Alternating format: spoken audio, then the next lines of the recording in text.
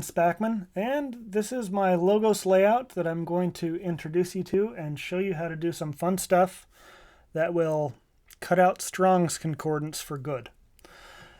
Your screen will look a little bit different than this. This is the Mac version of Logos, and some of what I'm going to show you won't be available to you. I've been a user for a long time, so I've tweaked some settings, and things will probably work a little bit differently for me. So when you open it up,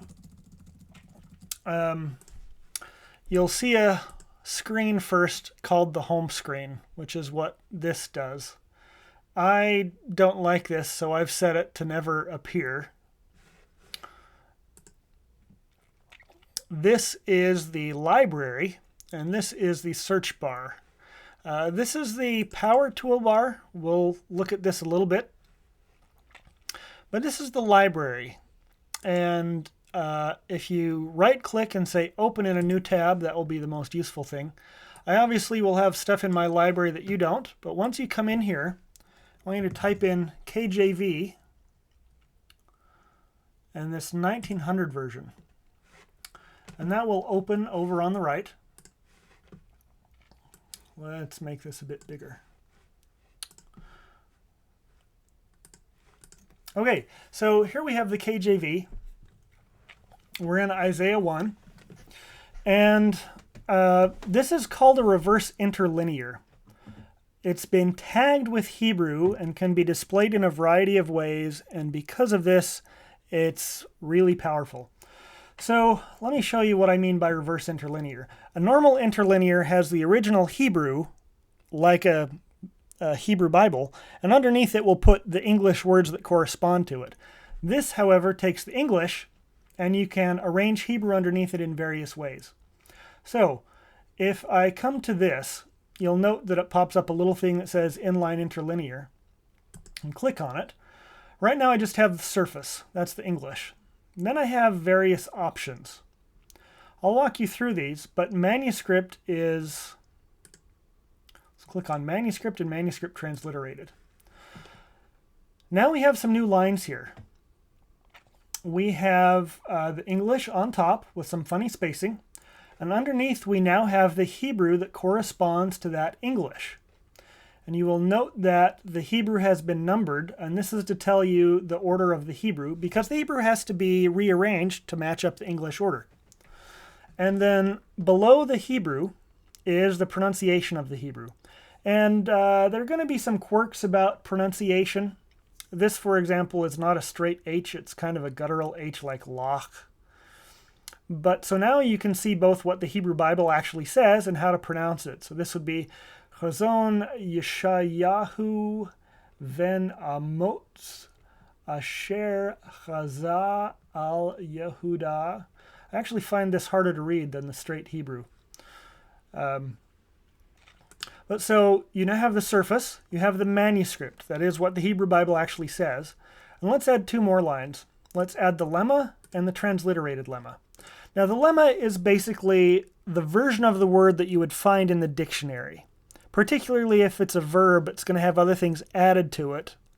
And so you would have to look up the more basic form. That's what the lemma is. Now for a lot of words, these will be the same. So here we have chazon, which means vision. And that's also how you'd find it in a dictionary. Same with Isaiah, same with sun. Let's see, how far over do we have to go? Here we go. Over here with the word days. In the Hebrew Bible, this is yemei. They've chosen to leave out the reduced vowel there, but this is yemei. But the lemma is yom. This is the word day. And so if you wanted to look up yemei in the dictionary, a Hebrew student would have to know that this was the word yom in a particular form, but this is the lemma. Now if we want to go 1 degree further, I'm going to add the root as well. What's the difference between the root and the lemma? Hebrew, like other Semitic languages, operates mostly with roots of 3 consonants that have kind of a semantic meaning attached to it. And then there is a system of manipulating this in fairly regular ways to produce different kinds of meaning. So with vision, we have chazon, and so this with the vowels is how you'd see it in the Hebrew Bible. This, note the vowel is slightly different. This is how you'd look it up in a lexicon, but the root of chazon, what it comes from, is the 3-consonant root chet, zayin, hey. And I note that they're not distinguishing here. You'll want to learn some Hebrew. And so this is the root. This means to see, and you can see how they have tacked on a on at the end to make this in a noun, meaning a seen thing, a vision. And so once again, we have the English, the surface, on top. Then we have the actual text from the Hebrew Bible rearranged in order to match the English. Then we have the transliteration. Then we have the lemma, the dictionary form, the transliteration of the dictionary form. Then we have the root, or, the root. And also the transliteration of the root. And oftentimes these are going to be the same. Sometimes they're going to be pronounced slightly differently. Here, for example, you can see that sun here is pronounced ven, but the lemma is bain. So both this is a shorter vowel, this is a longer vowel. Why B versus V? You can see this dot. This is called dagesh. And there are a couple letters that change their pronunciation based on whether it has a dagesh in it or not. And these letters, when they follow a vowel, they change pronunciation. So Abram is actually pronounced Avram with a V in Hebrew. And this is why Ven and Ben are different. Anyway, so this is the tagging. This is the reverse interlinear. I'm going to get rid of all this stuff. Actually, I'm going to leave the lemma. And so here's what we're going to do. I'm now going to open up the abridged BDB. And you can see that I'm just typing it into the power bar. I click on it, it automatically dumps it into the second column. Now this is an abridged version of the cheap dictionary that Hebrew students buy in year 1. It's abridged in the sense that it's cut out all of the cross-references and a lot of the technical stuff. If your screen is good enough, you can see that some of these abbreviations are in blue. Not everything has a pop-up to explain what it means, but a lot of it does. And so this is a lexicon that provides actual definition, something that Strong's does not do. Now, you'll see that every pane has kind of a picture of the book and a little arrow. And when we go in here, we want to look at link set. We're going to go link set A and link set A. And you'll notice that a little A appears in the corner of both of these. Once we've done that, we have linked the Bible to a lexicon. And what that means is when we come over here and just do a simple click on the English, it's going to take us to the right Hebrew word. Here we have chazon, noun, masculine, vision, a vision as seen in the ecstatic state, a vision in the night, divine communication in a vision, oracle, prophecy, vision as title of book of prophecy, like it's being used here in Isaiah 1:1. If we click on the English for sun, it takes us to Bain. And note how long this is. This is providing way more information than Strong's is. Now the different definitions are numbered. So we've got definition 1 here, and then they're subbed. We've got A, we've got B. Let's see, there's dictionary definition number 4. So it doesn't just mean sun, it also means the young of animals. It can also apply to plant shoots. It can figuratively talk about lifeless things, like Ben Reshef, sparks. Let's see. Now let's do a verb. Here is nourished, and I'm going to click on that English. You can see that this Hebrew looks like this Hebrew, except this is missing the vowels. And this as a verb means grow up, become great. And you'll notice some vocabulary in bold that you don't know. Call here, hithpael, abbreviated there, hithp. In order to really use the Hebrew well with the verbs, you'll need to learn what these mean. They're basically different semantics, but they're actually different forms of the verb. The call is basically the simplest form. It's usually active. The PL is often said to be intensive, but it also makes things transitive. That is, a verb that doesn't normally take an object will take an object all of a sudden. Hifil is causative. So if the most basic means to grow up or become great, then when you put it in the hifil, all of a sudden it means to make great, to magnify, to do great things. And that's, I think, how it's being used here. So again, you can go directly from the English of the King James to the to the Hebrew that it's translating without knowing any. And it's a lexicon that won't be too embarrassing. Now, occasionally, I have clicked on the word for owner, and it's taken us here, and it says Kana 2, but there's no English. Sometimes, because of the way BDB is arranged, it's just not going to work for you very well.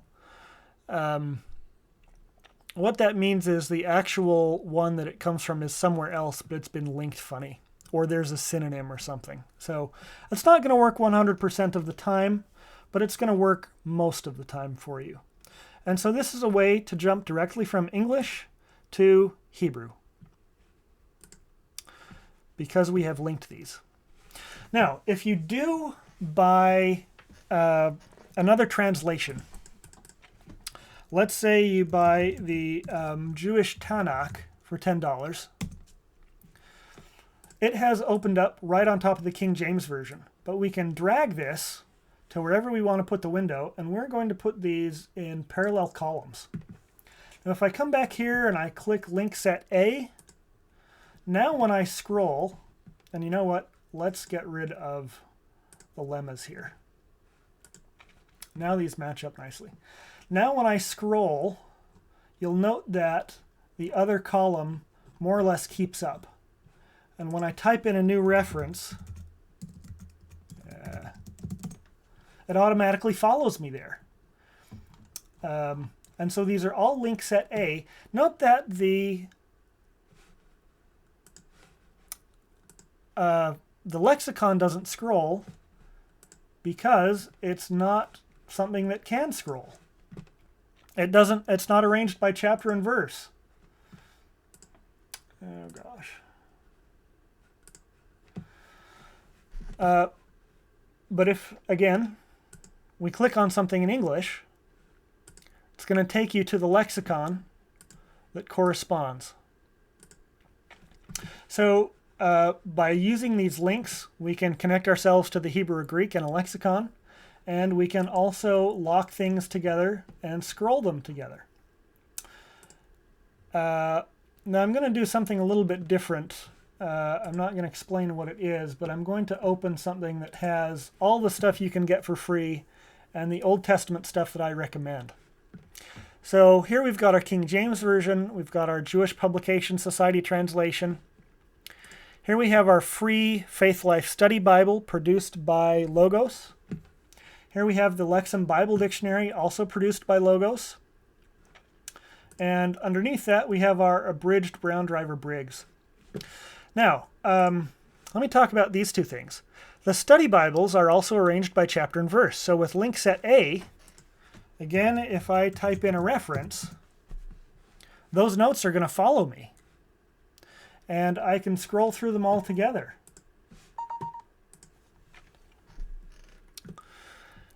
If I want to look up something in the Bible dictionary, I believe I can double click on it twice in English. Nope, didn't work. Well, you can either type it in the box up there, and when you do, note that it will highlight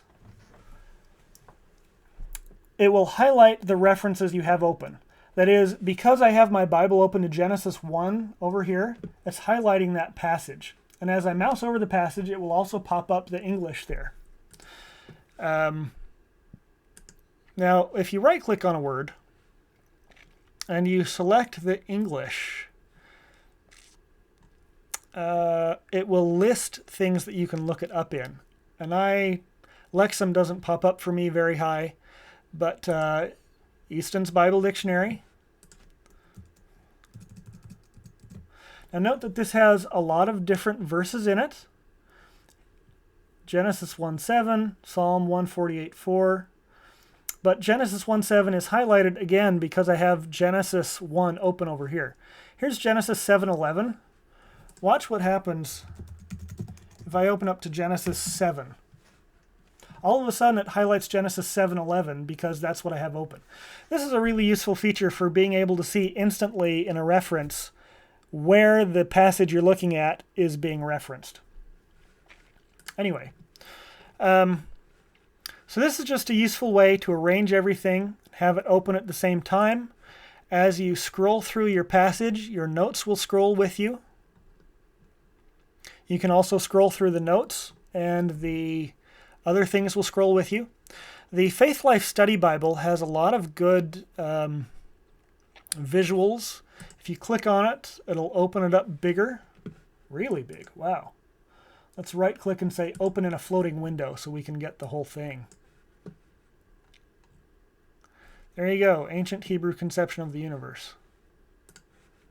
Anyway, so what I have tried to show here is how there are all these useful scripture pop-ups, that you can lock things to scroll together using these links. And those links mean that you can get directly into the lexicon from the English.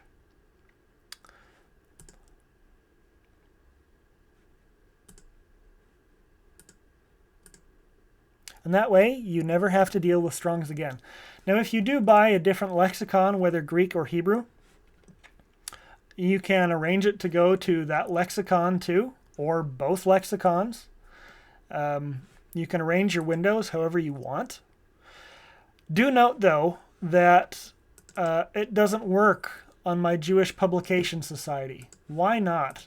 Because this is just straight text. There is no option up here because it's not a reverse interlinear. I have options here. I don't have those options up here. You can buy other reverse interlinears. They tend to come in packages, otherwise they're more expensive individually. But this is a really useful thing. Logos is a fantastic program. I highly recommend it. Good luck. Have fun.